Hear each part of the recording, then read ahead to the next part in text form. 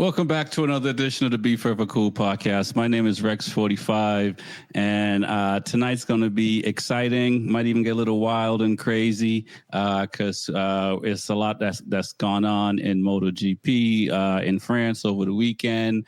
In no specific order, I'm going to bring the guys in. We'll start with Eli Block. Eli, welcome back. Welcome to Monday nights and to the show. How you doing, man?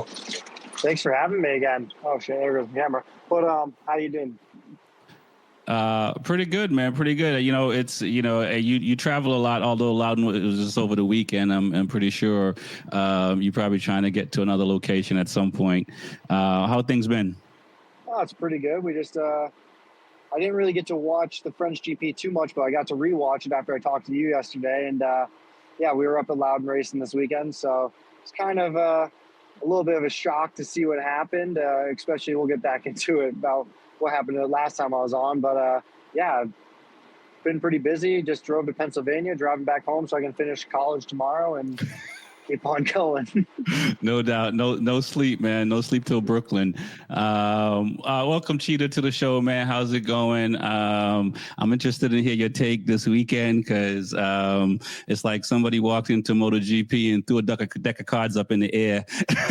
Let's see which one lands face up. What's good, man?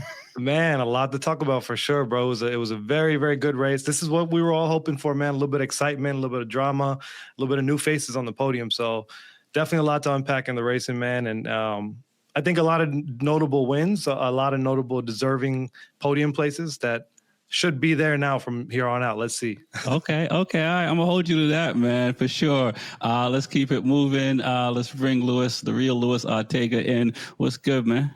What's good, man? Great weekend this weekend. A lot of crazy happenings in the GP race and lots to talk about for sure. All right, man. You good? Yeah, I'm good, man. I'm ready to go. I got a little bit of a long day tomorrow, and then I got a really long day Wednesday. I got a long flight coming up. And then this coming weekend, I'll be down in Medellin, Colombia for the Feria de Ruedas, which is like it's the South American version of ECMA. Yeah. At least that's what they tell me. So I'll see when I get there. You'll tell us all about it. What's up with all these motorcycle guys on the road and traveling, man? I mean, do we not rest? It's crazy because we all get into this business because we love motorcycling. And then we wind up never having time to motorcycle because we're always working and always traveling. And when you travel, I mean, I can't check my motorcycle when I'm flying. So it's like, sometimes I go to beautiful places and I'm like, man, I sure wish I had a motorcycle. Right. No, listen, always. We'll keep this thing moving though. Track stars, what's good, man? I mean, you're New York Knicks, I'm the Celtics. Normally, we're not supposed to talk and share a beer, but any Knicks fan I'll share a beer with, it will be you, man. What's good, man? Man, what's going on? My Knicks go up 2-0. They lose their next game at home. We're playing right now. Kind of close. We'll see how it goes. But then my boy Pecco, what happened this weekend, man? What a week to come back. I should have called out sick this week. Listen, man, you might have, or, you might need to lie down to a couch, somewhere and let people know how you're feeling. Because for me, listen, man, after the checkered flag, I was saying, boo. So I feel you there. Mute Lewis for the rest of the show. He had his little talk right there. He didn't say nothing about me, so this is beautiful start. Just mute him for the rest of the show if you can, please. All right, man. We'll try to do a little bit something, but hopefully it will be painless. Welcome, guys. Welcome to the show. Before we dissect and go into the nuances of the race between the sprint and the GP race, let's just talk about Zarco and what he did in the GP, because that's huge. 71 years since a French riders won their home Grand Prix. We'll start with Eli, because you also called it about a month ago. And when you said it, I was a little bit skeptical about it, but I could see it based on how he was going and weather and stuff like that. So you race, you've raced in Motor America. What is that feeling like to win your home GP? And well, in this case, your home round for you guys and stuff like that. But how huge is that for Zarco winning the French Grand Prix? Man, I was pulling that out of my ass when I said it. So I was just trying to say something to piss. I was trying to say something to piss off Bobby Shakes a little more than I was. But that feeling. I mean, for me, my first ever professional win was at Jersey, which is my home track, and or one of my home Moto America round.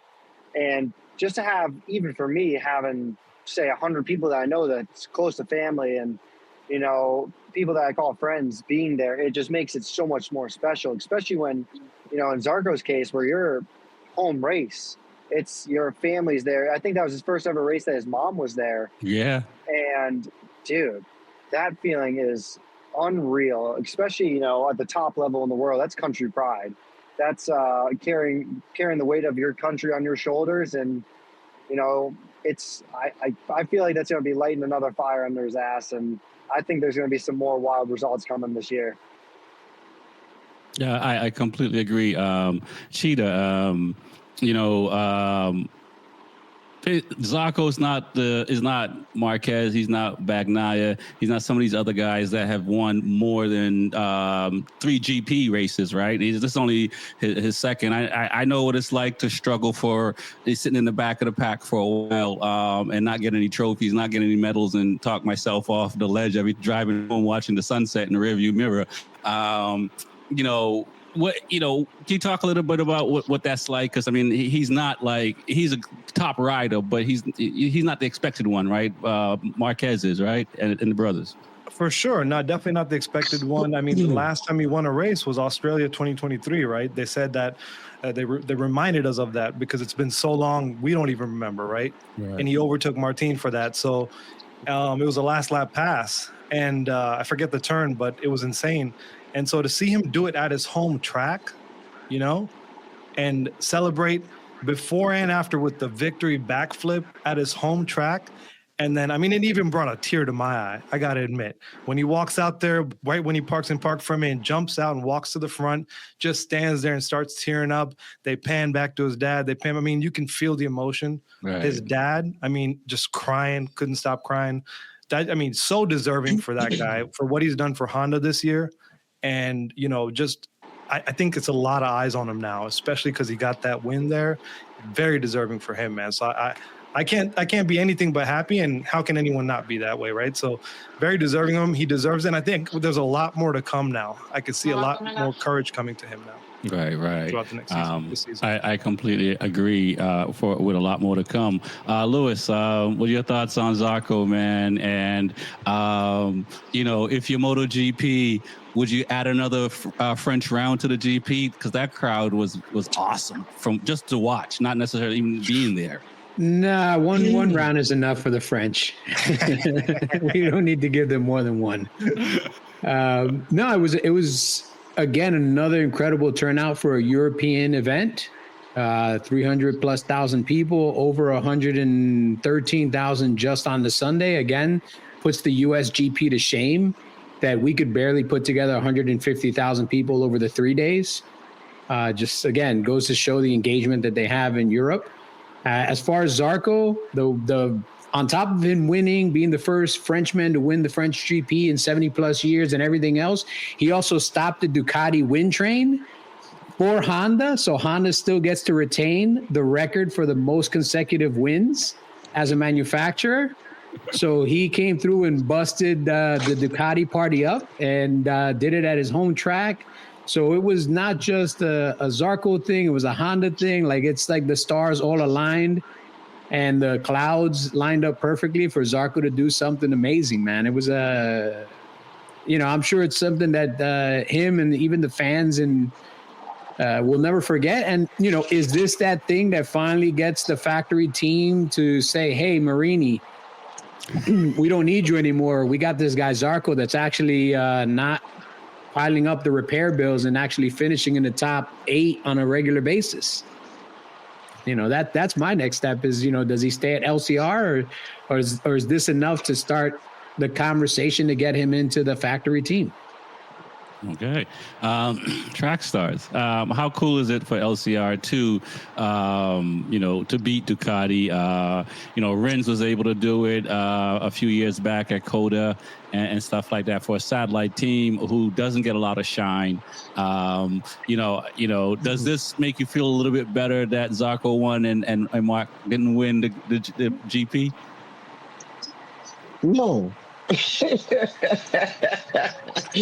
No, it doesn't, man. I could just hear Smitty going crazy, you know. Now we know Smitty's never gonna buy a Ducati now. You know, he thinks he could be Zarco too, and every other Honda rider in the world. You know. Oh man, it's horrible. You know, when you have Ashton Yates here in America doing good on a Honda, and then Zarco wins the MotoGP. You know, it's just bad for the world. You know, it's false hope. People don't believe the hype, man. Why didn't Lewis start? You know, every dog, every clock is right once a day or twice, whatever he said. I don't know how it is, but I don't care. I don't believe in it. But listen, I'm not gonna lie. It was incredible to see his dad so happy for him. The whole country go wild. I mean, when you saw Quattorano out, you say, yo, that's it. The dream win is not gonna happen for the French. And Zarco runs off the track, so he started way from the back. So the two French guys are, you know, more or less finished, you know. And then all of a sudden, this guy's in first place. It's just. You couldn't write this stuff, you know. You couldn't write this in a fairy tale, man, and get it this right. Shout out to the new guy because he said this a month ago. You know, he hit the Mega Million. You know how he put a bet a month ago, and gone to Vegas. We man, this show would be rich right now. You know, we have a millionaire on the show. No doubt, no doubt there. Little technical difficulties. Yeah, I completely agree. But let's talk about the whole weekend, and we'll dive further into the GP race. Let's start with you know, Q2. Do you think Marquez is getting pissed at Fabio for getting 2 poles in a row? I mean, at the beginning of the season up until these last couple of rounds, we would have said Ducati was running away with it. You know, what are your thoughts, Eli, on that? You know, Yamaha being able to come in 2 rounds in a row and get pole position and win that Tissot watch. Well, you know, I feel like we've always known this, that Fabio, sure, the bike isn't the greatest, but the kid's got raw speed. Like, I feel like he's actually one of the MotoGP with the most raw speed in MotoGP. He's always been, you know, up qualifying. It's whether it's, you know, he has a bike problem or not, which holds him back from going as fast as the Ducatis. But I feel like whenever he's in the zone and he feels comfortable with the bike, and especially it being his home Grand Prix, that's just, it's just a recipe for, you know, he's going to be fast no matter what, whether it's the bike's dog shit or, you know, whatever it is. If you're at your home Grand Prix, you're bound to be doing as well as you can. Okay, it sounds like Lewis has a point there. You get a little bit more tense. You get the hometown tense, man. It's a known thing, man. All right, no doubt. Chino, what are your thoughts on that, man? You think you know Mark is phased by this, or is this fire for Mark to push a little bit more? Man, I think Mark is matured a little bit. We saw, you know, even Alex pass him in the race at one point. I think he's matured enough to slow it down a little when he needs to and just keep the bike on 2. You know, as they say, I think he's having more fun. And you got to remember, like, Mark never got a chance to ride the GP24, right? He was on the 23 and he jumped to the 25. and you got 3 guys on the 25 right now, right? It's him, Pecco, and I think Digi, right? If I'm not They're not on mistaken. the same bike. Huh? They're not on the same bike. The GP25, yeah, there's only 3 people, right, on it? No, but Mark, the bike that Pecco is on is not the same bike that Mark is on. Oh, it's not? It's I believe Slightly different. No, I believe they are, and I think everyone else is on the 24 0.5 version. Like it's like that's what the commentators are saying, that they're on different bikes. Because Pecco can't ride the 25. Well, that's what I'm saying. He's stuck with the 25, and he's saying he's looking at Alex right now on the 24 that he was on, being successful, having a great time, and now he's on the 25, struggling. But Mark can handle it and tame it differently. But I think it's almost an advantage because called talent. Mark is not on the same bike as Pecco. Called more talent than Pecco. 100% sure about that? We're gonna have to look this up. Pretty 100%. I mean, again, this is what they're reporting on MotoGP. Louis, can we get a senior correspondent? I will. I'm gonna check the technical advisors now. I will get back to you shortly with the right technical information. From what I understand, he's on a modified 25 where they're swapping some parts out with parts that he wants from the 24, but the chassis and the motor are the 25, but then the tank and other pieces are the 24. They're trying to find that right setup, but he is on a 25 chassis motor setup with 24 parts. Because again, his biggest complaint is he can't get the feel of the front end. Yeah, the front end into the corner end. I think that's the one thing that Mark's been able to adapt differently. Coming off the Honda, he used to be able to brake so deep and trail that bike into the corners. And I think now he's riding more like probably getting some of the braking done out the way because the 25 apparently accelerates better, and you have to be good on the mid-corner speed, right? So I think it's a lot that he's just been able to adapt to, and that may be the factor that he's okay letting Quartararo get a couple, first places and get a couple poles. It's not a big deal. It's a lot of laps to chase, right? And there's a lot of tire management and a lot of things that this guy, his IQ, his track IQ, his race IQ is bar none. Right. Quartararo, he got excited and might blow the wad on the first 10 laps, right? Yeah, so he did in the main. He did blow the wad in the rain. I'm not saying that for no reason. He did that. So, and that's exactly why he ended up where he ended up. So, it's a lot of maturity that I feel like 93 has. And I'm not going to be surprised if he gets a few more second, third places even in the qualifying Q2, right? Just so he can win in a comfortable way. Right. But there's a correction that they're on the 24 motor, 25 chassis, and the other way around for the other guys, right? Like it's 24s, and then they're on like modified versions of it or something. Yeah, but the motor, they had to go with the 24 because they didn't feel that they could prepare the motor efficiently for this year. So they chose the old motor, but they have a 25 chassis. Pecco has, like Louis said, the adjustment on the gas tank, and I forget, there's something else, Lou. Yeah, there was another technical part, but it's not a major difference, I mean, it's major enough. It's major enough. Technically, he would probably rather be on 24. He'd rather be on Alex Marquez's bike than be on, because one of the most telling things that he said this weekend is Marc Marquez can ride a tractor fast. Yeah. I can't ride a tractor fast. Yeah. So that's pretty much saying, if the bike is not the bike that I can be accustomed to, I can't ride around the problems that I find on the bike. Whereas Mark can ride around the problems because, again, he came off a shit box that he had to ride around all the problems. So for Mark, it's a double-headed sword. If you guys keep making me shit boxes and I keep going fast on them, you're not going to fix them because, hey, you're going fast on a shit box. Yeah. So you're not going to invest more money if you could win on a shit box. It's until that shit box is too big a shit box that I can't win on. Then it's like, oh man, maybe we should have fixed that like 6 years ago. Right. Dovey is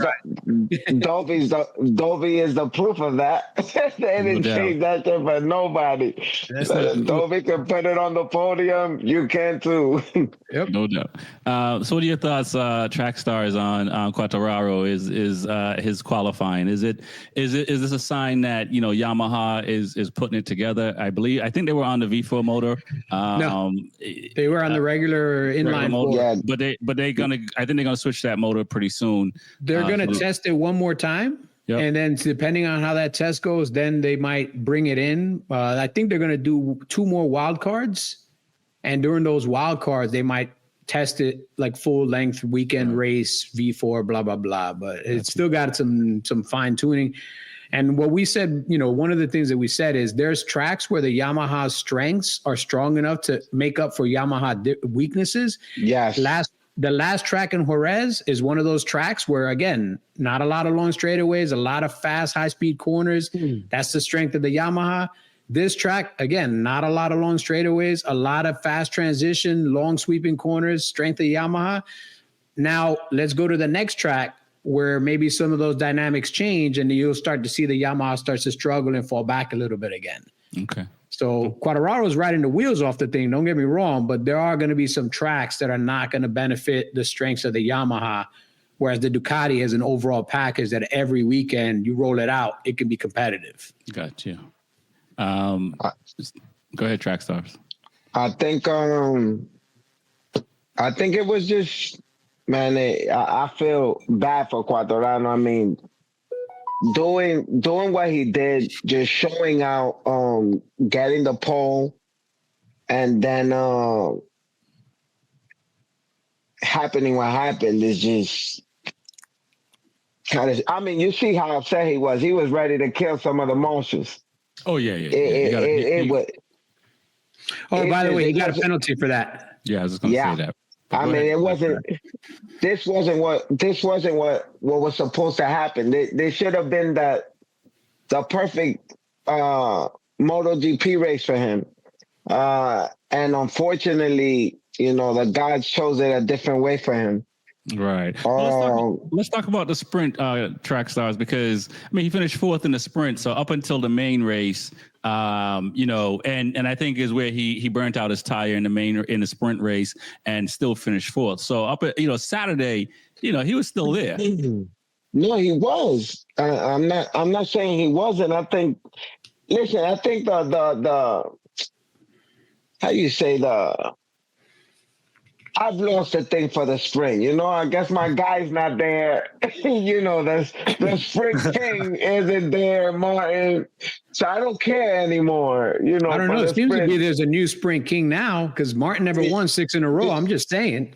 You need to stop when it's not your turn. Just saying. It's not your turn. Oh, but it's just. To me, the sprint was cool. The race was insane. I swear to God, that was the craziest race I've ever seen in MotoGP. I've never seen something like that. All the changes, all the drama, the excitement, because I was on the edge of my seat just watching. And when you think someone is in the lead, all of a sudden they're gone. Who you think is going to come back from the back? Oh, it was when if you're watching and listening, please go to YouTube, get the app, and just watch this race because everything was in contention. Bike swaps, mechanics prepping the bikes, choosing the right tires. It was just action-packed. And the French were the actual kings of this. Right. Johann Zarco and Quartararo was where they were placed. They were placed 2 thrones. Take it, whoever wants it. Zarco and who? Yeah. And Quartararo. Man, we gonna get you to say that name right one time. Quartararo. There's no N in his name. Quartararo. He has that Spanish thing to it, no? I'm Spanish too. Don't give me that. You kind of took my thunder a little bit, Track Stars, about the race. In the last since 2000, I don't know how much MotoGP races you guys have been watching, rain races, mixed condition races. How does this one rank up against the others? And let me pull it up because I think I have some the other ones listed. What were your thoughts on it? Do you think this is the best mixed wet condition race that you've seen in your lifetime? We'll start with Cheetah. Bro, honestly, I can't remember any other rain race notably. I remember this. I mean, this is a great one. All I can say, I cannot remember the last rain race that was memorable to me to where I'm like, man, that was an epic rain race. I'm just bad with remembering rain racing, I think. But this was amazing, man. I mean, it was it was mixed conditions sort of almost, so some people pick this tire, some people pick this tire. It's a battle. Who made the right choice? Does Marquez know something that we don't? Is he connected with the actual rain god himself? What the heck's going on, right? So a lot of chaos, and the people that took the risk got the 2 long lap penalties, and they're like, we'll eat that all day for the decision we made. Okay. So that was super exciting, man, to watch all that stuff that goes down. And then, of course, you got the local heroes, man, showing out again and leading the race. Quartararo just really showing out those 2 first half of each race. So, yeah, I think it was the most memorable race for me that I can remember. Gotcha. You had Motegi 2023. You had Australia 2023. Le Mans 2020. And there's some in between there, I'm pretty sure. Australia 2020. Coda 2025. Yeah. Yes, that was really mixed conditions. What are your thoughts, Lewis, on that? Is this with all as Trackstar described, with all the different changes of rain tires to wet to slicks and back again and back again, and who did it right, who did it wrong? What are your thoughts? Does it rank up there as one of the best races for you? I mean, it ranks as one of the most interesting races I've ever watched, and I have to give some thank you to Coda 2025 for giving us the French GP 2025. Gotcha. Because if the shit that happened at Coda didn't happen, then we wouldn't have had this new rule that made all this other crazy shit happen.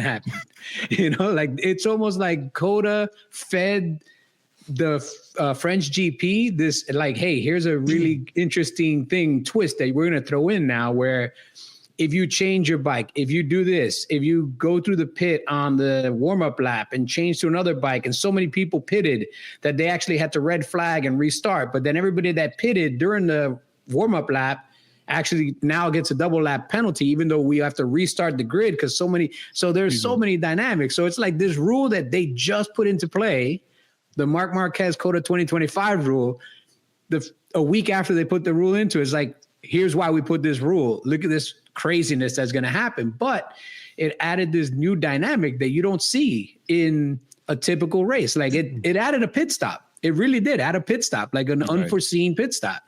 And with the double long lap penalty at another track, it probably would have been an even bigger impact. But Le Mans, where the long lap penalty loop is located, it's actually a pretty fast loop. If you look how people were taking it, they were only losing like 2 spots. If they were in a pack of 5 and they went in second place, they came out in 5th. They didn't come out in 18th, like they were only losing, I'm going to say like 2-3 seconds difference between the guys that were on the race line and them going through the rain loop or the long penalty loop. So it was just a complete madness, man. And I would love to have worked in one of those garages because, again, there's no two-way communication. So you're putting out a pit board, and then if you saw some of the riders when they would go down pit lane, they were taking their right hand off the handlebar and using like almost hand signals to let people know, like, hey, on this next one, I'm pitting in, get my bike ready. Yeah. Because there's no communications in the helmets right now. Right. Yep. Or they would send a communication to the screen and just let them know, bike ready. Right. So there was so much, like the mechanics were working, the riders were working, everybody was working the entire race, man. I think it's probably the most memorable rain race I've ever seen. I'm never going to think about another rain race because it was mixed conditions and it was just enough rain to make it exciting, but not so much rain to make it dangerous. Like Australia, when it rains there, it's just dangerous, man. There's no excitement there. Like you're just hoping everybody makes it home alive. Whereas this is just enough rain to keep the tires working, but not so much rain where you're in like all this spray and everything else. I think they only had one big downpour and it was just enough to cool the tires down again. Right. But it wasn't like you were following somebody and it was like 3 or 4 bikes of spray kicking up in your face. I agree. And I'll go back to Track Stars on this. And we'll say a what if, right? Because with all the chaos that happened, the people that started in wet tires and didn't change had the best chance to win. And Zarco was one of those people. Pecco started on wet tires, but he crashed and went in. I assume the bike had damage and lost a lot of time, with the bike, and then switched back again and all that fun stuff. Do you think that if that crash didn't happen with Pecco, do you think he would have stayed on wet tires and it might have been Zarco and Pecco 1-2? Damn. Yeah, we would never know because Bastianini took him out, so Good question. yeah, it's not like he crashed on his own. it's not like he crashed on his own. Yeah, that's the biggest upset right there, and at least the biggest question, right? Because we never saw how well Pecco was gonna ride. We Unfortunately, did. We saw it on Saturday. Yeah, Stop we did. it, man. We saw exactly how well he was going to ride on Saturday. If you use that brush, Lewis, you got to use that for Marquez too. I use it for Marquez too. Marquez got a couple of DNFs on his record because he doesn't know how to hold himself back. Stop it, man. Stop it. I mean, at the end of the day, listen, we know come race day, Pecco always shows up. At the sprint, anything can happen with Pecco. Now, had he not been taken out, hey, Pecco always has a shot in my eyes. I mean, he's proven, it's 1, 2, 3, where Marquez, Alex, and Pecco. This is the real first time we see such a huge and drastic upset, but who would have thought besides Eli, who's not even on the show right now, that Zarco will put the bike up there? Well, wait a second. I said on our last show, you weren't here. You weren't here for the last show, but on the last show, I said 2 people to look out for was Fermin Aldeguer and Johan Zarco. So you wasn't here for that because you was busy. You don't like to put time and effort on Mondays. Sometimes you got things to do. But if you was here, he was watching his beloved Knicks, man. Come on, he watching his beloved Knicks. Yo. So Lewis and Cheetah, does Bagnaia get a pass for this round? Yes, we can say the blame on the crash on Saturday is on him, but on Sunday, his team wasn't ready for him. Granted, he dropped a bike, so he probably had to come in early and probably didn't get enough time to give him time to prep that bike. Does he get a pass for this weekend, or is off with his head? I'm gonna say this: he might be sending Bastianini a letter, anonymous title, saying thank you. Because he didn't have to put up with whatever came Sunday. You know what I'm saying? So at the end of the day, man, he is struggling, and we all know it. So I feel like in the back of his mind, he's probably kind of grateful that Le Mans is over early. Mm-hmm. A guy that's struggling that much and saying it publicly, he wants to go back to the other bike, and he's struggling with this bike. The front end is this, that, and the other. Man, I wouldn't be even talking about that, man. I'd just be like, we're working it out, But if he's saying it that publicly, you got to know his feelings are like, I'm thankful this is over. That's all I would say, Sunday, because Saturday, it was already what happened Saturday. And so, he probably didn't sleep well. And going into Sunday, the rain and all this chaos, he's probably just extra tense on top of all that, knowing the bike isn't working the way he wants. So, I mean, I don't know, man, what's his mind? Maybe, obviously he's disappointed. Let's be honest, right? He's had 2 DNFs back to back. So no one's happy with that. His team isn't happy. He actually did finish 16th. He just finished a lap down. No points. Yeah, so it's pretty who got a point? Bastianini. Came in 13th place. So the same dude that took him out still got more points than him. Yeah, but no, man, he's struggling right now is all I'll leave it at. Okay, Lewis, you're the numbers guy.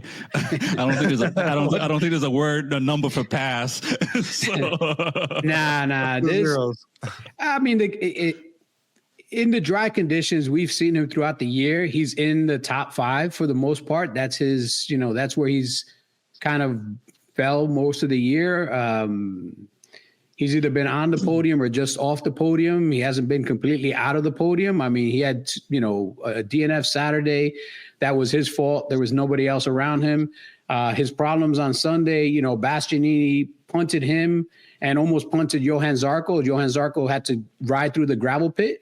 And Johan Zarco said that actually might have actually helped him because he fell so far back that he was able to just set his own rain pace since he was on rain tires from the start.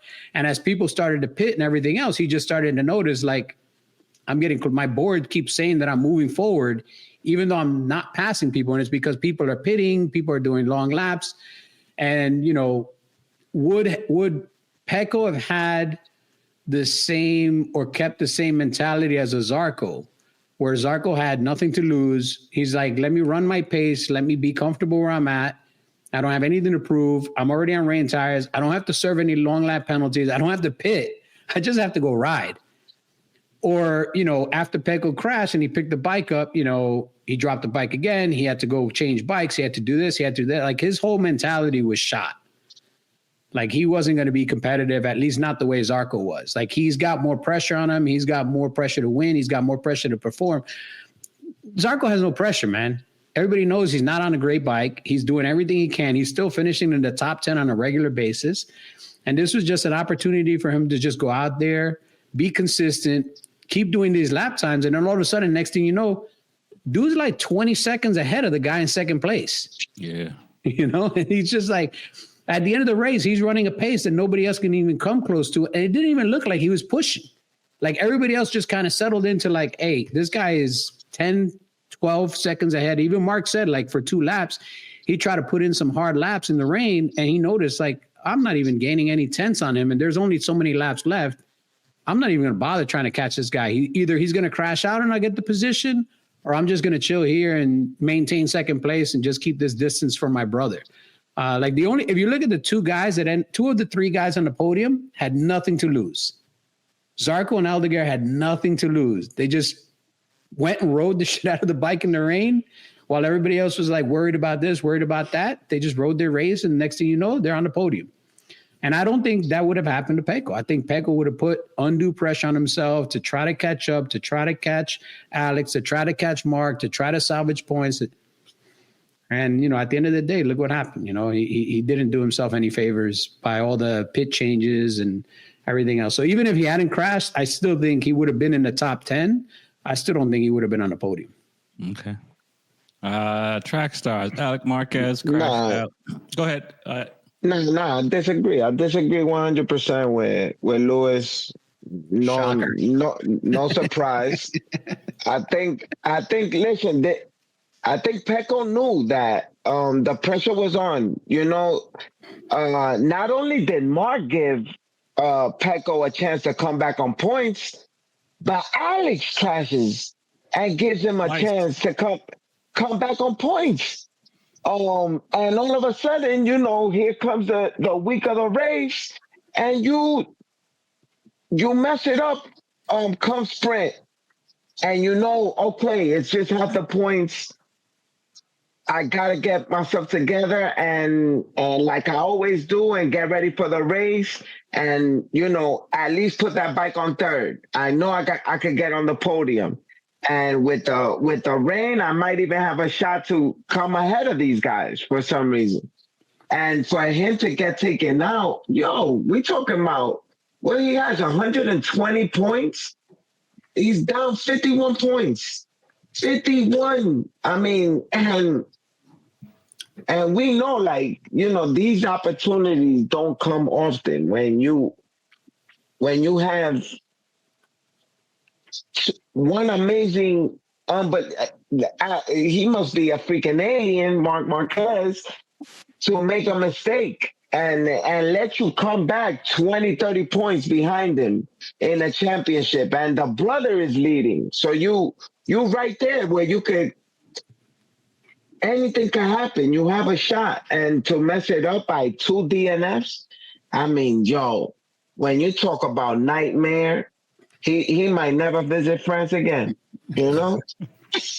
Well, you know, Pecco's come back from being down 90 points the first title he got. So not against Mark. Yeah. Just saying, not against Mark, bro. Just stop it. Just stop. Man, let me ask you this, bro, Rex. How do you think he's feeling right now, looking at Alex on the bike that he was on last year, doing something that he wish he could do right now? Pecco? Yeah. I think the people with rings, when they wake up in the morning and look at their rings, I think they're a little okay. So I think Pecco, I think Pecco is realistic, and I think when Ducati knows that it's on them, when they had those Pecco went down, so the B bike might not have been ready, because I think in between one of those pit stops he did, he was waiting because the bike wasn't ready. So that's how he was a lap down. So I think he gets a pass because of those things, wasn't ready, and Bastianini took him out. So. And up until this weekend, this year is still the best season he's had because this is his first weekend where he didn't score any points. And last year that was different and stuff like that. So if I'm him, I'm just chilling. I think it was I don't remember who said this about So you're telling me you're chilling, not stressing, not worried. I'm chilling because I will say this about Quartararo on a bad Yamaha is not complaining as what Pecco is doing, right? If he is, the public doesn't know about it. So I guess that's the one thing I wish, he doesn't say as much about the stuff like the field. Quartararo is keeping all that to himself, and they've been suffering for the last 3 years, right? 4 years. Actually, they've been suffering since 2019, right? So I think if I'm Pecco Bagnaia, I'm just going to keep working. Ducati knows that there's something going on with this bike. They know how much the bikes are the same or different between Mark and his and so forth.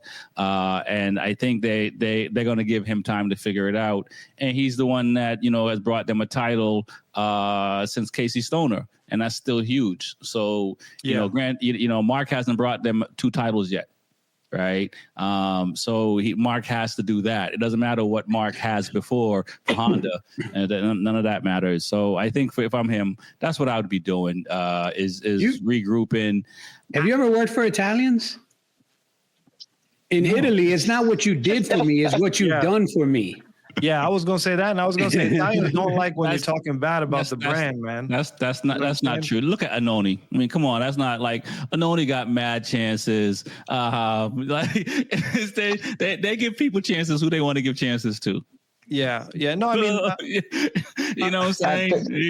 So come on. I think he's stressing more than you made it out to seem like, for sure. No, he's definitely stressing now. I mean, talking about it, he's stressing it. Switching parts. When you got two brothers, man, every time he looks in the middle of the seat in the back, you got to sit in the middle. Yo. Right, but he looking back every time Mark crosses that finish line. He does this right away. He looking back, not for anybody but his brother. Yeah, it's almost like he knows my brother's behind me. Yeah. Every time when you gotta look when the race finishes, they're looking at how many times Alex picks that bike up off the ground and gets back out there, and then he crashes again, and it looks like Mark wants to cry. He just got second place, but he wants to cry because his brother had such a tough race in there. Yeah. Listen, I'd be worried because I know my seat is going to Alex. If I'm Pecco, my seat's going to Alex. But even if Pecco lost his seat, which I don't think that's going to happen, but even if that happened, Pecco will be fine. We can't say Pecco's the only one stressing. All the other riders on that grid got to be stressing in some way, shape, or form. Yeah, but they're not 93's teammate. Yeah, but even they're not the two-time champion. He's not the two-time champion that now has a guy in their box that's better than them on the same equipment. Like the next 2 rounds are going to be a good barometer of where things are, and then the third round from now, the Gran Premio d'Italia. If Pecco doesn't show up that weekend and Mark beats his ass on home ground, then you got a problem. Right. But Pecco's been on team where he was not the best rider before. So he's on it again. I can't exactly. So I can't believe I can't believe that he doesn't know how to deal with that. And I can't believe that VR46 Academy, they're not dealing with that. And I firmly believe that like they're handling all that, because at the end of the day, I think they're gonna figure that out. But we will see. I mean, that's the cool thing about MotoGP and where it's at right now. We will see. I think the next race is probably going to be another mixed condition race because it's early. England. Yeah, England early too. It's just early in the year, and it's in. Yeah. So there's good chance that there might be mixed conditions, but that's a track that Mark has shown at. Like he's shown up and done well there. And then after that is Aragon. And trust me, that's a Spanish round. Mark and his brother are definitely going to show up there. The last time they were there, Alex Marquez introduced Pecco to the gravel pit because both of them went for the same piece of landscape, and neither one of them actually won the territory. They both lost the territory. And then after that, they go straight to Italy. So the next round is going to the British Grand Prix is neither here or there because it's probably going to rain. It's probably going to be a shit show. Like that's Aragon is going to be. They're going to Mugello there. You said Italy. June 20th. June 20th, Mugello. Yeah, so. If Alex wins Mugello, he getting that seat, man.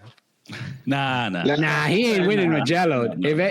That's gonna be a race that Mark's gonna want to win. He's gonna want to win. He's gonna because that's a race that he's gonna want to see if they're gonna boo him or if they're gonna cheer him. Because that's a track that is very yellow. Typically on Sunday. Thing I'll say this, man. Super yellow. Super yellow. Super yellow. When I went in 23, I went to the Spain one, and then I went to the Italian one the week after. The Spain one, the fans are more equal. Like they're for everyone, and they got their own fans over there. Bro, in Italy, it's all yellow, all Italian. But here's the thing: Mark's on the factory Ducati team. I wanted to add this, Louis, which hurts them because they have to cheer for him because it's Ducati, but they have to hate him because he's Mark. The Spanish riders, man, they boo the Spanish riders. Oh, I know they do. Oh yeah, they booed Mark.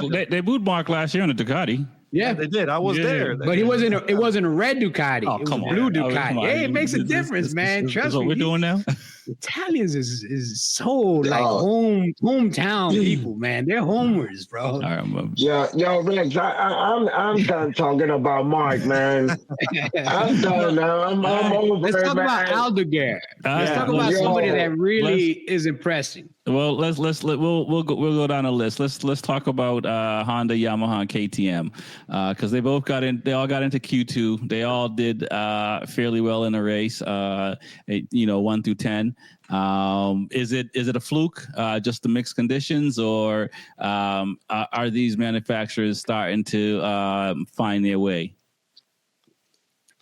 Man, I think Honda's definitely starting to find their way. Yamaha is too. KTM, I don't know, maybe this track suited them a bit more because the previous tracks, it seemed like they weren't on that trend of where they're at in this one track. But Honda, man, I think Honda definitely is on the right track. When's the last time you seen Nakagami, bro, in top 10? Top 6. Yeah, top 10, but top 10. Let's leave it there. When's the last time you seen him there that often, and last time I can't even remember. So Honda's definitely on the right track. Zarco's doing his thing with it. And I think KTM still has a ways to go. I think Acosta may just have found a groove there and done something. But Yamaha is definitely on the right track. From what I think, what you guys are talking about, I don't think they're going to get that engine this year even. They might do it, like you said, in the wild card, but I don't think they're actually going to switch over, man. I think that's they even said like it's a slim chance that it could happen from what I read. Okay. Louis, what are your thoughts on the brand? And I'll dive into is Vinales doing what Brad should have been doing for Acosta? Because Acosta is starting to find his way since Vinales has been up front with the KTM. Do you think that Acosta is sitting here saying, well, if Vinales can do it, I can do it? And when Brad has been kind of struggling last year and this year to be consistent. And so far, Vinales seems to be the most consistent KTMer. Yeah, I mean, maybe there's something that Vinales is doing in his riding style or his setup that's helping Acosta look at what he's doing and looking at his data and looking at his setup and saying, hey, let me try what Vinales is doing because what I'm doing is not working and what Brad Binder's doing is definitely not working. And, maybe it rained this weekend, so that's a little bit of an equalizer.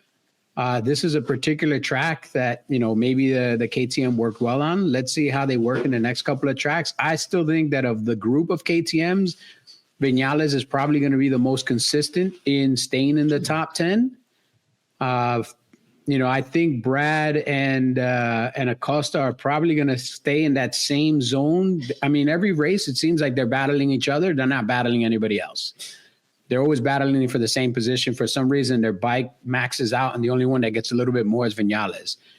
And Bastianini, I mean, at this point, the dude's just riding to burn tires because I don't know what the hell he's doing, man. Like, this guy is just like, I'm just going to burn tires and burn gas until this contract is over and see what happens, because he's not really making any inroads. And I don't know. As far as like a bike that's performing the best, even though it doesn't have the most results, Honda and Yamaha are similar. Like, Honda's got Zarco, who seems to be the most consistent. And Yamaha has Quartararo, and Quartararo is an incredibly talented rider. But if you look at the rest of the Hondas and Yamahas, I mean, the entire Pramac team that's on Yamaha, they all suck. Miller was good until he crashed out. Rins can't find a top 10 with a map. Like, the dude just can't find a top. I don't know what's up with Alex Rins. He's a really great rider. He's walking with a limp. You saw when he crashed, and everybody's hurt here, man. This is a war of attrition. Every time you crash, it's a war of attrition. But dude, Alex Rins is a great rider, and for the fact that he can't get out of the teens, can't even get into the single dig. Dude, 9th place. If you get a 9th place, I'd be impressed by him. He can't even get into the upper teens. Can't get into 11. 11 is not even a teen, dude. It's an 11. 12 is not a teen. He's in 13 or further down. Venus Williams. Yeah. So I think Yamaha is definitely the bike that's getting the most advanced. Honda's right there, and KTM, I think, is falling way behind. KTM was better 2 years ago than they were last year, and this year they're even worse than 2 years ago. So Ducati, Yamaha, Honda, KTM. Okay. Are you serious? Yeah, I'm serious. That's what I just said. Yo, there's no way. Yamaha is better than KTM. There's 3 riders right now. Says so. Yo, come on, man. The one guy. Yo, I don't think this guy's finished a race. Who?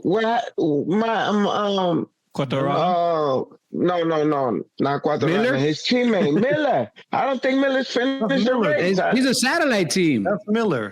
That's a satellite, but that's Jack Miller, bro. Jack Miller is... You should call him Miller time, because he's having a beer. He's having a beer in the paddock every time he comes out, whatever it is, his fault or not his fault. I don't care. I mean, I love seeing Pedro Acosta and Vinales up there consistently in the mix. They always in there right now, and the bike seems to be working. People just got this perception since KTM declared bankruptcy. Yeah, they're not going anywhere. Trust me, they're gonna be there next year, and the bike is gonna continue to get better and evolve. Now, what I feel is that Vinales is feeling this bike all of a sudden. He's feeling like I got something, and I could work with it because he's been competitive and he's been right there. Heard Lewis's comments. Yeah, no, he finally tightened the valve stems to the torque that he likes. Yo, they're giving him his coffee in the morning the way he likes it. The sun comes up on the, not so centered on the horizon, but a little to the left, like just where he likes to see it come up from. And then so far every time he's known that the umbrella girl is going to have red socks on. He's called it every time, and that's how she comes out. And, man, it's giving him the juice he needs to even, really put the heat to this Pedro Acosta, who's supposed to be the second coming of Marquez, smack at all these people, man. And KTM is right there. Is Ducati, KTM, Honda. What? And then Yamaha. Yo, my man, Zarco done been competitive in 2 races too, just like your Yamaha team. Just because your first bike was an R6 don't mean that Yamaha's the second coming to Ducati, my brother. It's not happening. They could give them the B4, they're not going anywhere. But who is consistent? Luca Marini, baby. Consistently in the dirt. consistently 10. Consistently 10, in you the know? crash truck. Hasn't crashed a bike, you know? What? Yeah. Yo, talk about Mir, you know? Man, How much is that bill?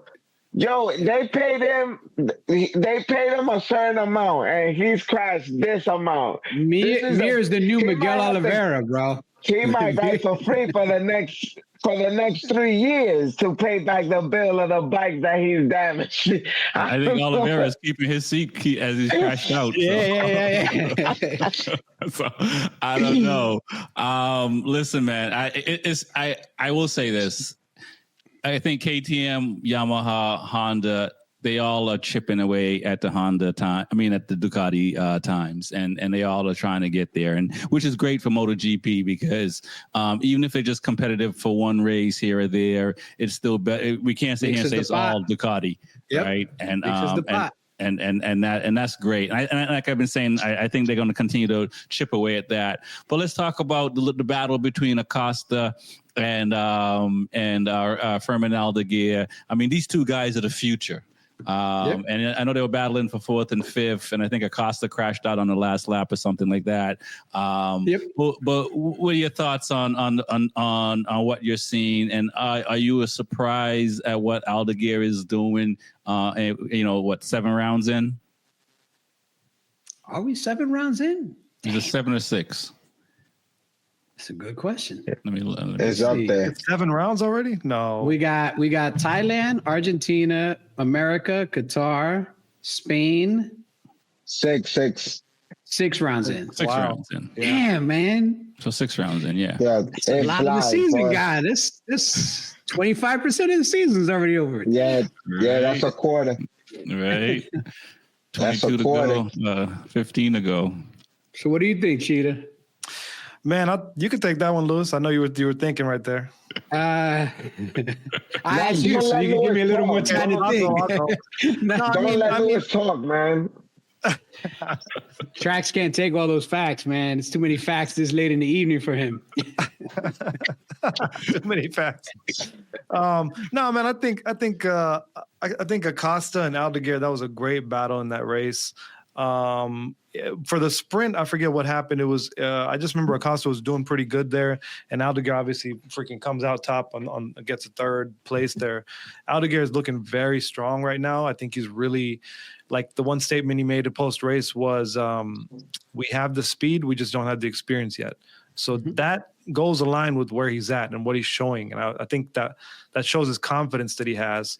Acosta and him had a great battle in that race, and I think. Did Acosta crash in the sprint or in the race? Yeah, No, he crashed in the race. He crashed in the sprint and I think mounted in the sprint because he finished 19th in the sprint. He finished 19th in the sprint, yeah. Yeah, in the race, I remember Aldeguer passed him with 2 laps to go. Yeah, and then he crashed out. Yep. Yeah. Okay, so he crashed out right after. I didn't see that. But yeah, no, I mean, looking strong, man. And Acosta just, I don't know what he's thinking. I don't know if he's feeling better and better with the KTM or if he's just counting his days before he switches to Honda. We haven't heard anything about that since the news of that. But it's great to see those rookies battle it out like that. I think Aldeguer's got a lot to prove now with his face cup coming. It's going to be like, is he going to be like another Ogura? He's going to pop up and dip out, or is he going to stay on? I think he's here to stay, though. He's definitely got the speed. Yeah, I think he's here to stay. Yeah. I think between the two of them, I think Pedro Acosta is still, he's got a little bit more years in MotoGP, not many, but he's got some more experience than Aldeguer. What Aldeguer has in his corner is he's got the Marquez brothers. And the Marquez brothers are really, really putting out their hand to help Aldeguer, training with him, teaching him, sharing data with him, giving him all these insights that they have, and having, the number 1 and number 2 guy in the championship in your corner, willing to help you. It's a very, very expensive tool if you can afford it. Right. And obviously Aldeguer can afford it. Whatever relationships he had with them, it's showing through. I'm guaranteeing you that those guys are a huge portion of why he's where he's at. And I think he's going to continue to grow, looking at these guys, learning from these guys. I think the upside for Aldeguer is much higher only because he's on a much better package than Acosta. I still think Acosta is an incredibly talented rider. I'm not going to take anything away from him. He's having his struggles with the KTM, and the question is going to be, is he going to be on that bike again next year? Because as of today, as of yesterday, a lot of rumors have started to swirl already that, there's going to be some major shakeups possibly before the end of this year. I hope Pedro Acosta leaves and goes to Honda. Honda's not a great package, but I think, they're pushing a little bit harder, I feel, than anybody else to try to get their swagger back. What are your thoughts, Track Stars? Man, so me, if I had to choose between both of them, it'd be Pedro Acosta. I mean, Fermin Aldeguer is on Ducati, which is the bike of all bikes. No matter what year, though, you could put him on a 2022. This guy will be riding the wheels off the bike. But man, next year, Acosta, I don't know about him going to Honda. I think he'll be on a VR46 bike, and that'll be a Ducati. And when Acosta gets on a Ducati, boy, yeah, I want to see him give some of that sauce to Marc Marquez, And I don't know if you guys heard, not to go off subject, but I already answered that. I think Acosta is the better guy. Fermin Aldeguer got 6 MotoGP races from what I'm seeing right here. Acosta has 25. And this is his first time on a podium. So I saw a lot more from Acosta his first year in MotoGP than I'm seeing from Aldeguer, because he was a problem right out the gate with no respect for nobody. And Aldeguer is riding, like he really has something to prove, and I'm glad that he's feeling the pressure and he's representing for the Ducati fans like myself. But man, I just think that he's not better than Acosta. Acosta is having a tough season, and he's still getting up there on a bike that he's not even happy with. So Acosta all the way. Okay. All right. I like that. I will say Acosta did have a better start last year than Fermi did this year, but race 6, I mean, if he continues, it sounds like he's, from his press conference that he's learned a lot. And so he may like the taste of the Prosecco. You know what I'm saying? So, that might be tough. But it is entertaining. It is great to see because, you think of when Rossi retired, and we know Mark is, one of one. Who are the next guys that are going to kind of be the superstars in MotoGP? And those two are the front runner.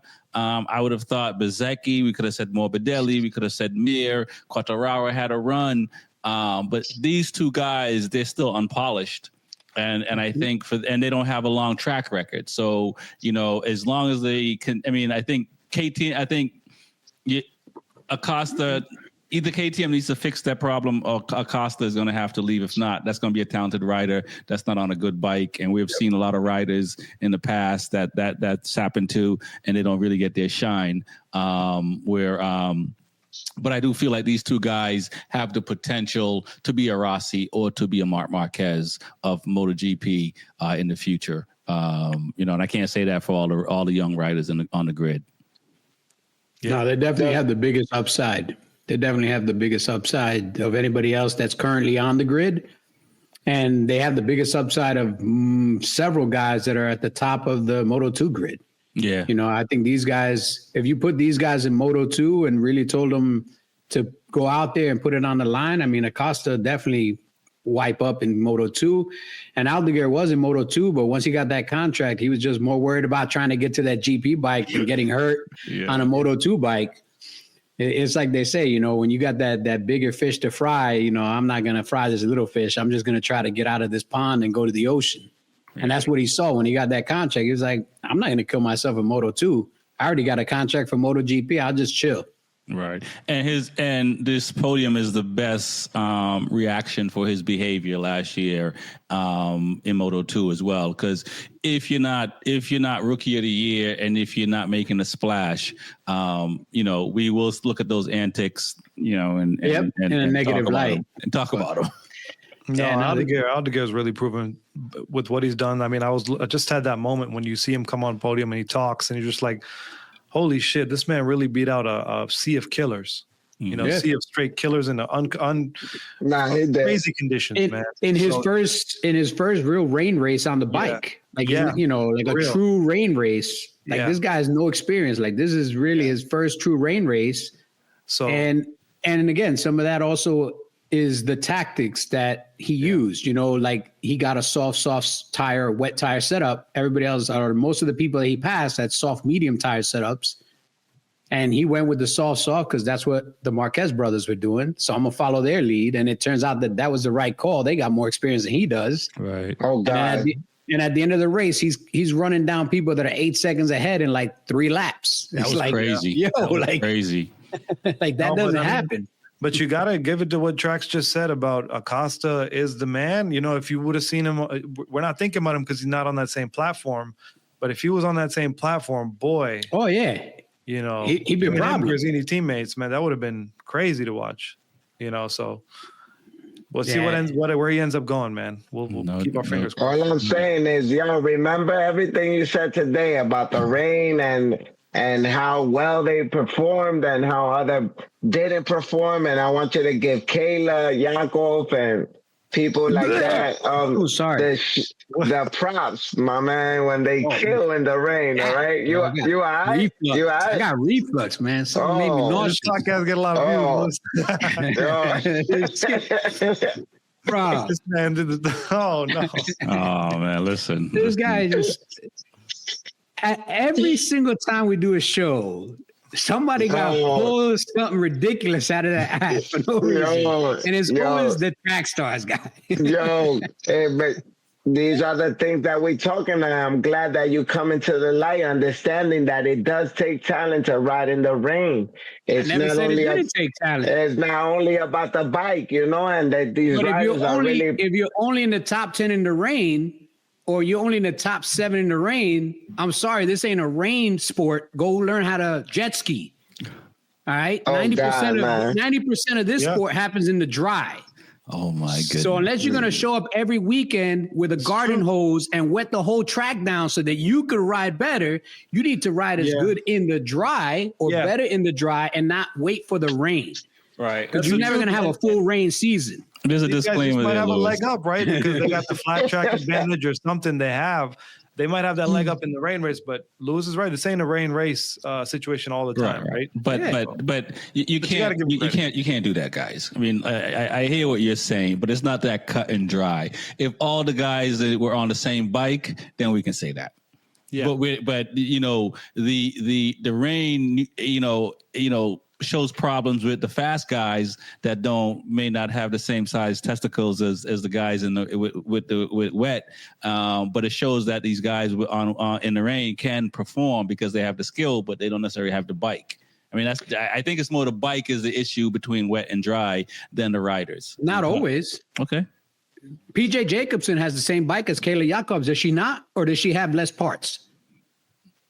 So why in the rain is he up front and in the dry he's up front, and in the dry she's way back there? More experience. Now experience comes into play. So now again we keep putting excuses on excuses, but in the rain, PJ's been around a lot longer. Does he not have more rain experience than her? So if she ends up in front of him in the rain, you can't say it's experience.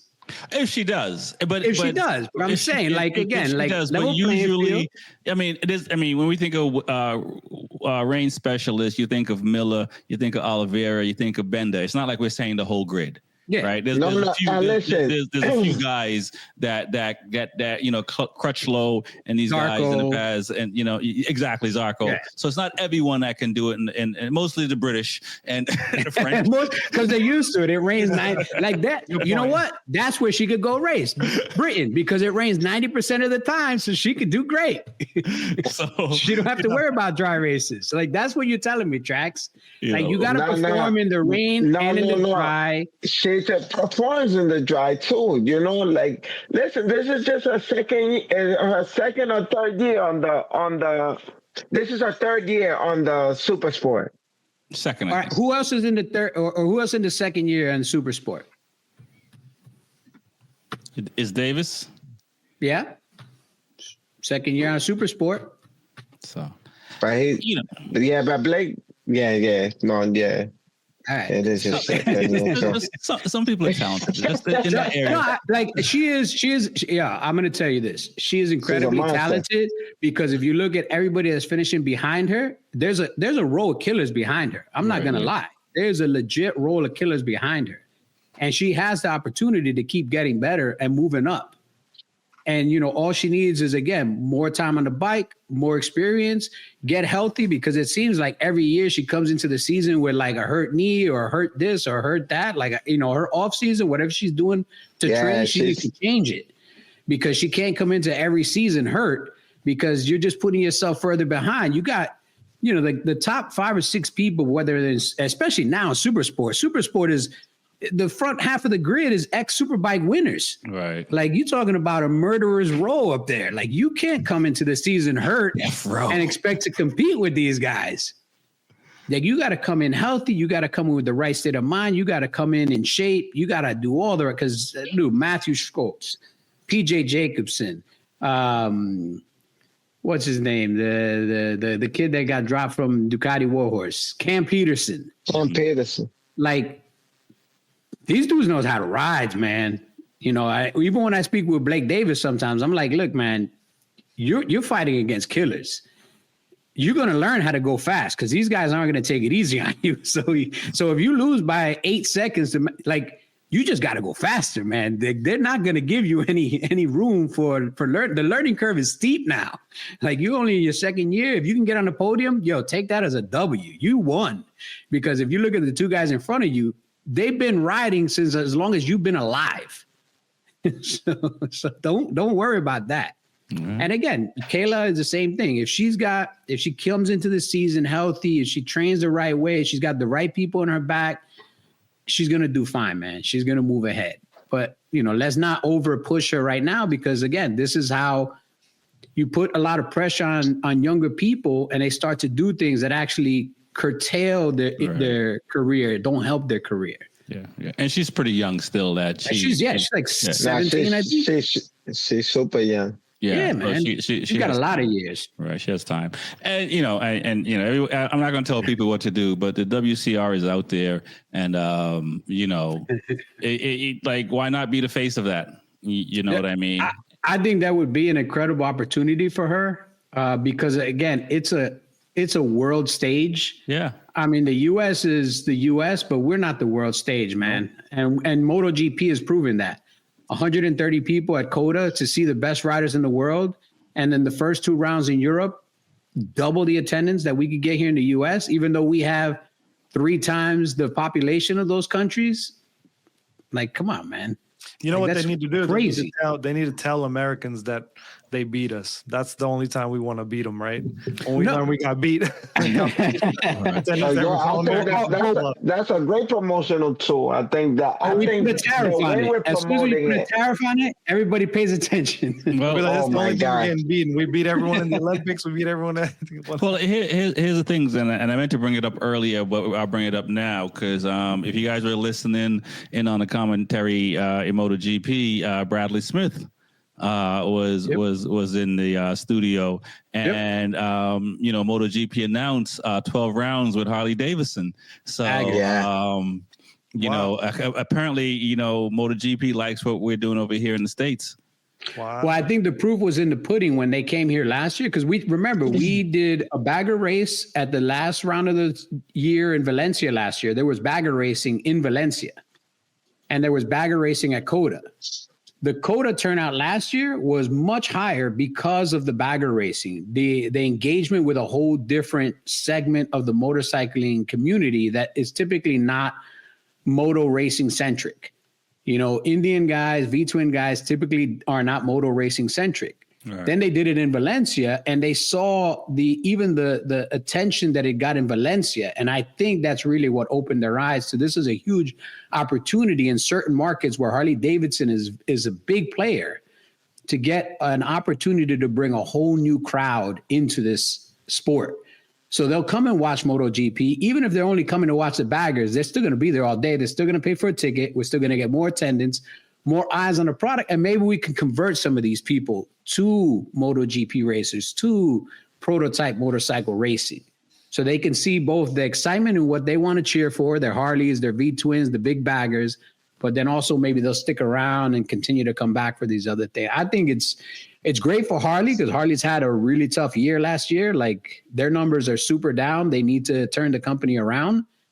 It's great for MotoGP because they've struggled with some attendance in a few places over the past couple of years. And if they put the baggers in just the right locations, you'll see at least, I'm going to say, 15% more attendance. So like this weekend, Le Mans had 300,000.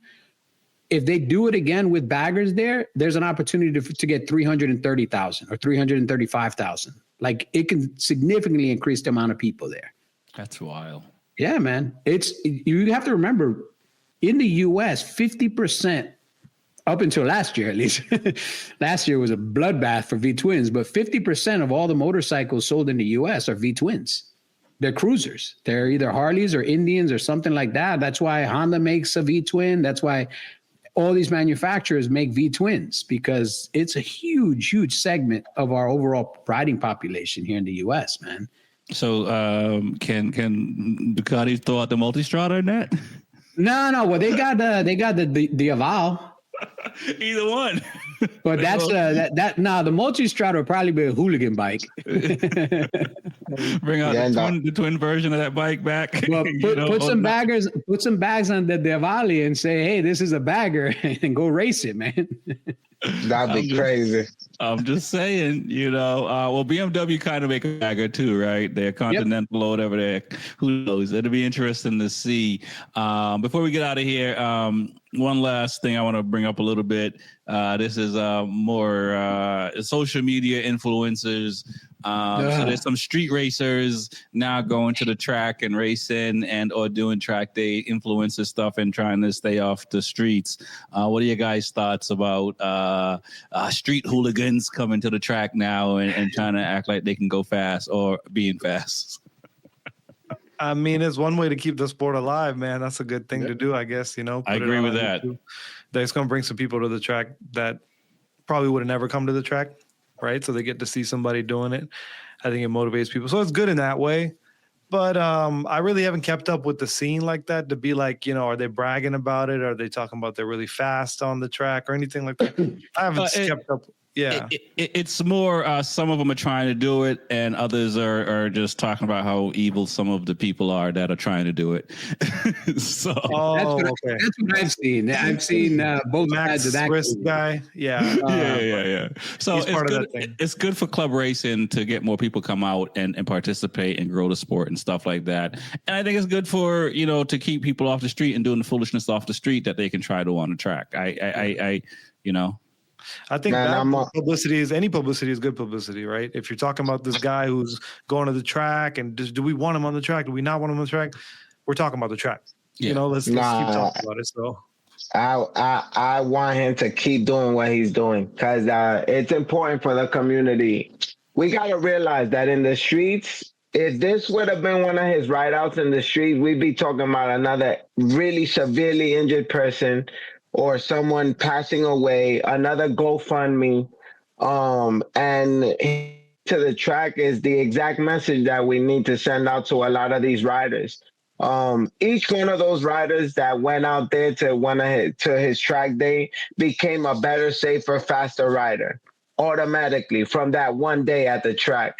I'm hoping that what we saw, we saw more coaches controlling that when they're out there and kind of giving them the tips that they really need. I mean, I'm all about leaving the track, riding on the streets and racing at the track. You know, enjoying your bike at a more conducive pace than we would ride on the street. Because I'm telling you, I just lost a friend, and it wasn't necessarily to racing or anything, just people driving crazy and deciding to, you know, take someone's life because they were agitated, or I'm not sure what the reason was, but he took my friend, and we will miss him. Bills, rest in peace.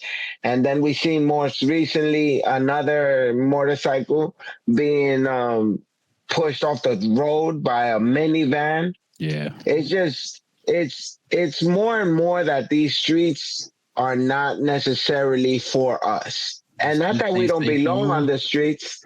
It's not that we don't belong on them, but I think the awareness of motorcycle and the cops are more focused on getting us off the road than really paying attention to what's happening on the road. It's not only motorcyclists riding out of control or not obeying the laws, but I'm sure there's more infractions of cars than there are motorcycles. Right. So it's important. It's important for us to get to the track. I might not agree with that particular person and some of the things he's done in his past and so forth. Like, I don't need to agree with that. It's the same thing that I say when I watch a movie and the lead actor, you know, has like some charges against him or something. Like, I can separate the content from the person that created the content. Yeah. And if he's helping motivate people to get off the street and at least try going to the track, at least try doing what they're doing in the street in a more controlled and safe environment, then that's a positive for me. So I can separate the two. You know, it's like I say, you know, one of my favorite movies is The Usual Suspects. I think it's one of the greatest movies ever made. Kevin Spacey is a fucking creeper. But I can separate Kevin Spacey from this movie that he made and realize that as a movie, as a character in this movie, the character that he played was an incredible character. I don't have to like him as an actor, but I can enjoy the film by itself. And that's the way I really try to equate these things, is sometimes you don't agree with an actor, but you got to give credit to the work that they're doing. Mm-hmm. Yeah. And if he's getting people off the street, I mean, you've seen, and most of us have seen a lot of his videos where people are following him the street and end up in the bushes, in the trees and everything else. Like, if he's got this kind of pulse on a certain segment and he can try to divert that segment from doing these dangerous things on the street and go into the track, it's doing us two big favors. One is hopefully saving some lives, and it's also bringing more attention and bringing more people to the track. And we need more people to attempt this. Like, just because you buy a super bike doesn't mean everywhere you ride is super bike country. And that's just really not. You know, the BQE, you know, track stars and myself can tell you the BQE is not a place where you want to push a V4. You know, the Henry Hudson is not a place. The West Side Highway is not a place. But drive about 2 hours to South Jersey, get on the track, and you know what? Really learn what this bike can do in a controlled environment with people that can teach you the right way to do it. Oh, yeah. And you know, the big debate that I used to have years ago is people are like, oh, it's super expensive to go to the track. If you crash your bike, oh, I don't want to go to the track because I might crash my bike. Well, there's a good chance you're going to crash it here now, what you're doing. Man, and on top of that crash, there's a million excuses, Lou. yeah, and on top of that crash, there's going to be a big medical bill because when you hit that guardrail, when you hit this, when you hit that.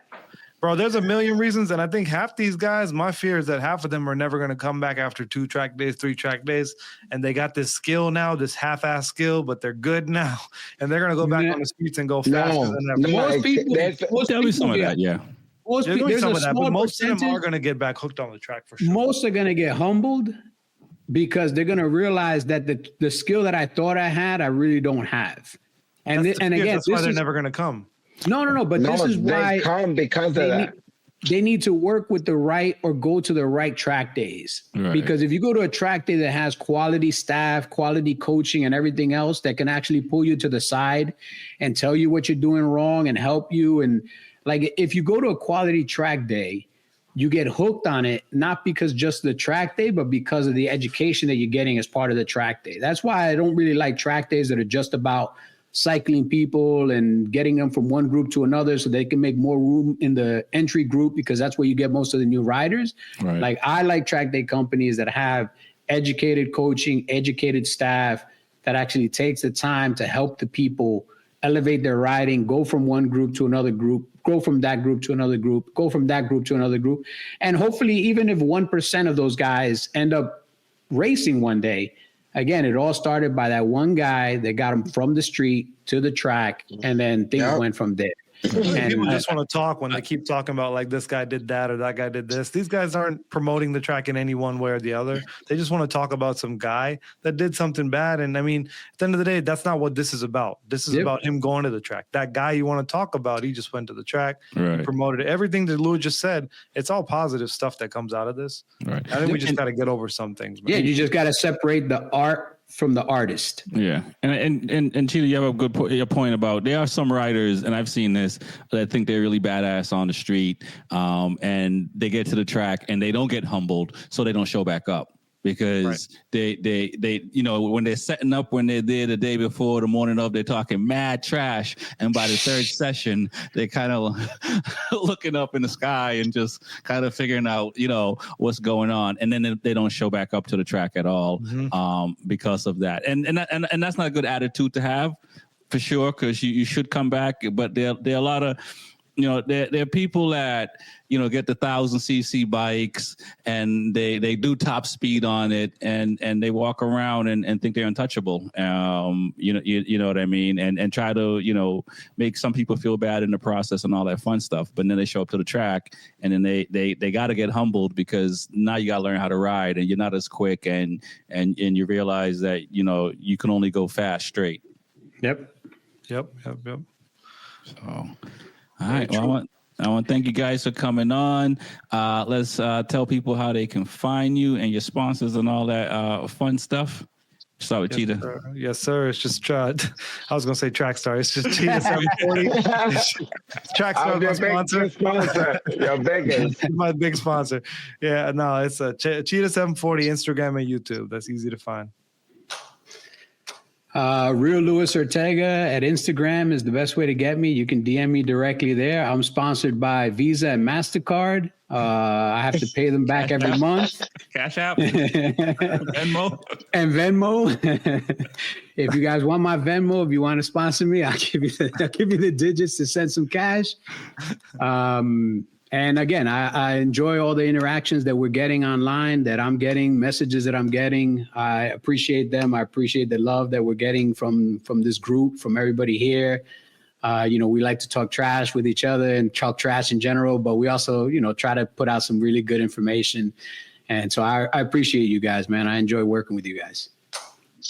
It's your boy Trackstars, man, and you already know, please continue to send Louis those messages of support, and letting him know to continue to root for Pecco, the real Ducati champion. But follow me on Instagram. If you need anything from Dainese, please don't hesitate to DM me. As an ambassador, I'm here to try to figure out how to help you guys get the gear, the best gear in the market. If you need a Ducati, make sure to reach out to me. For Ducati New York, mention Trackstars at Ducati New York, mention Trackstars at Dainese. It's the best way, not only to get a smile, but to leave with a smile, because you left with the bag or you left with the bike at exactly what you want at a good price. So you already know, like I always say, stay up on tools, and thank you to Rex for putting us on this platform. It's really fun to talk with you guys about what we're so passionate about, and get to a track day ASAP. Hit me up if you need help getting to a track day. No doubt. I want to thank everyone for coming on. Like you guys said, this has been fun. And for everyone that's commenting and interacting with us, we appreciate it. And hopefully we'll continue this in the future. I want to shout out to Freedom Cycles, New Hampshire. I mentioned B4evaKool, save some money. They got all kind of bikes. I got 3 different brands. So it's like kids. I can't say I love one over the other. I just love them all. Thank you guys for coming on, man. Peace. Thanks a lot. Peace.